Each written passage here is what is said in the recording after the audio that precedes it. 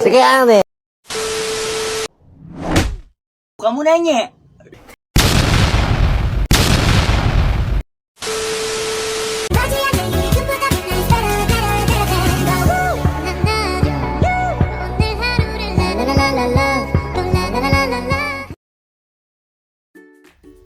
Assalamualaikum warahmatullahi wabarakatuh. Perkenalkan, nama saya Tania Oktaviani dengan NPM 2023-1450-1191. Dalam kesempatan kali ini saya ingin mempresentasikan filsafat ilmu dengan dosen pengampu Pak Anco. Saya ingin mempresentasikan filsafat yang berjudul Filsafat sebagai Upaya Menemukan Kebenaran. Pembahasan yang akan saya bahas, yang pertama ada pengertian, yang kedua hakikat kebenaran, yang ketiga metode, keempat cabang filsafat, kelima peran filsafat, keenam tantangan, dan ketujuh kesimpulan. Pembahasan pertama yaitu pengertian. Filsafat sebagai induk ilmu pengetahuan memiliki peran sentral dalam upaya manusia untuk menemukan kebenaran. Dalam perjalanannya, filsafat telah melahirkan berbagai cabang ilmu pengetahuan yang bertujuan untuk memahami realitas secara mendalam dan sistematis.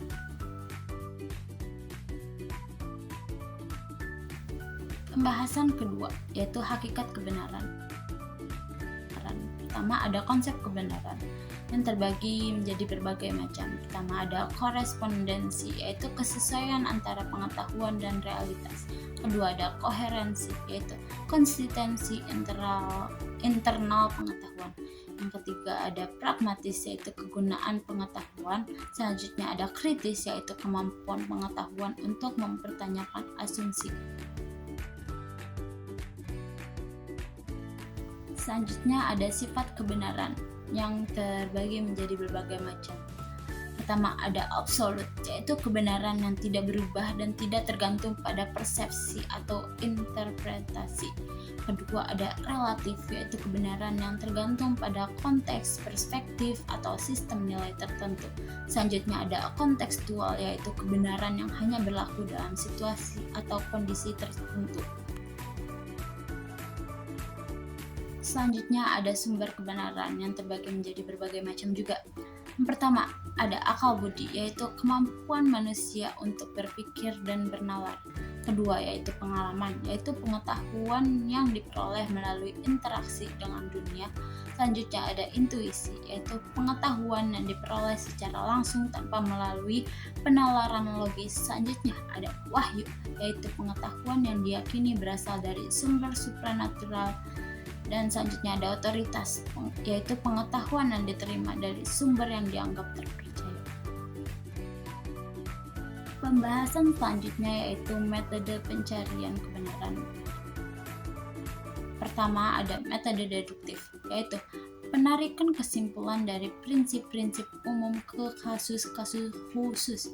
Yang kedua ada metode induktif, yaitu penarikan kesimpulan dari pengamatan dan pengalaman konkret menuju generalisasi. Selanjutnya ada metode dialektis, yaitu pencarian kebenaran melalui perdebatan dan argumen yang kritis.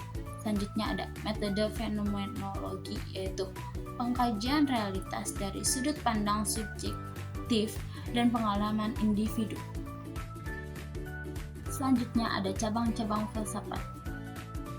Yang pertama ada epistemologi, yaitu cabang filsafat yang mempelajari tentang pengetahuan termasuk hakikat, sumber, dan batas-batas pengetahuan. Yang kedua ada metafisika, yaitu cabang filsafat yang menyelidiki realitas yang mendasar seperti kebenaran, esensi, dan perubahan. Selanjutnya ada logika, yaitu cabang filsafat yang mempelajari penalaran dan argumen yang valid menjadi alat penting dalam menilai kebenaran proposisi.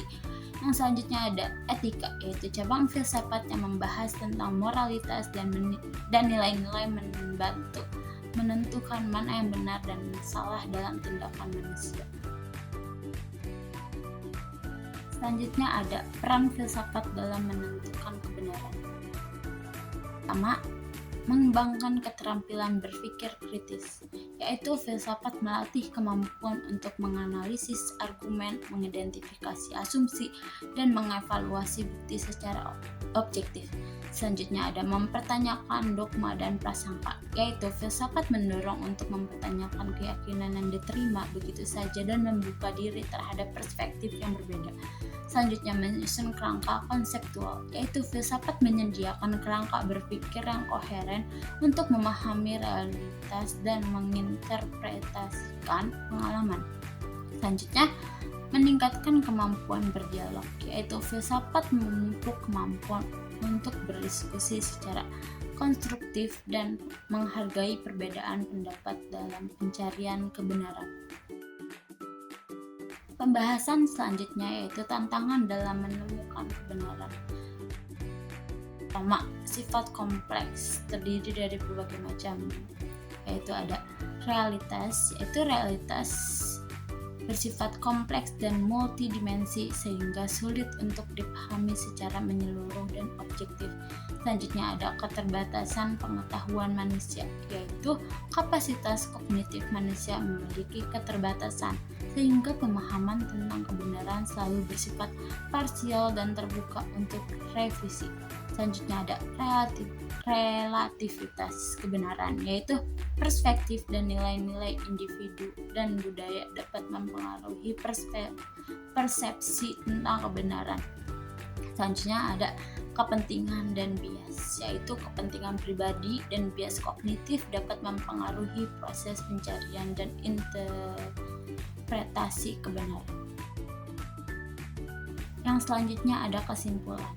Filsafat melalui berbagai cabangnya menawarkan kerangka berpikir dan metode yang sistematis untuk membantu manusia dalam upaya menemukan kebenaran.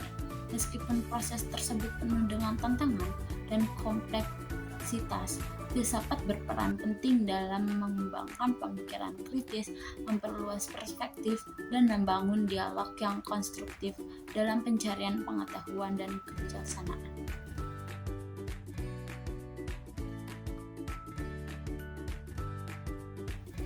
Sekian presentasi dari saya, kurang lebihnya mohon maaf. Wabillahi taufiq wal hidayah. Wassalamualaikum warahmatullahi wabarakatuh. Bye bye.